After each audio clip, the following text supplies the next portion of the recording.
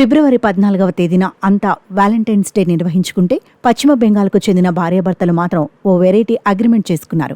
వారి పెళ్లి జరిగి 2 ఏళ్లు పూర్తయిన సందర్భంగా ఈ వ్యాలంటైన్స్ డే రోజున ఒక ఒప్పందం కుదుర్చుకున్నారు. ఏకంగా 500 బాండ్ పేపర్పై ఆ షరతులన్నీ రాసుకుని సంతకాలు చేసుకున్నారు. ఈ విచిత్రమైన అగ్రిమెంట్ ప్రస్తుతం సోషల్ మీడియాలో తెగ వైరల్ అవుతోంది.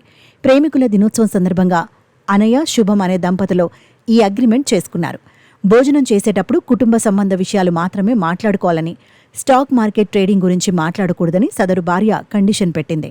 బెడ్రూమ్లో స్టాక్ మార్కెట్ లాభాలు, నష్టాల గురించి మాట్లాడకూడదని తెలిపింది. బ్యూటీ కాయిన్, క్రిప్టో అని భార్యను భర్త పిలవడం మానేయాలని పేర్కొంది. రాత్రి 9 గంటల తర్వాత ట్రేడింగ్కు సంబంధించిన యాప్స్, వీడియోలు చూడకూడదని షరతు విధించింది. ఇక భర్త ప్రవర్తన గురించి తన తల్లికి ఫిర్యాదు చేయటం భార్య మానేయాలని సదరు భర్త కూడా కండిషన్ పెట్టాడు. భార్యాభర్తల గొడవల మధ్యలో భర్త మాజీ ప్రేయసి ప్రస్తావన తీసుకురాకూడదని, ఖరీదైన స్కిన్ కేర్ ఉత్పత్తులు కొనకూడదని తెలిపారు.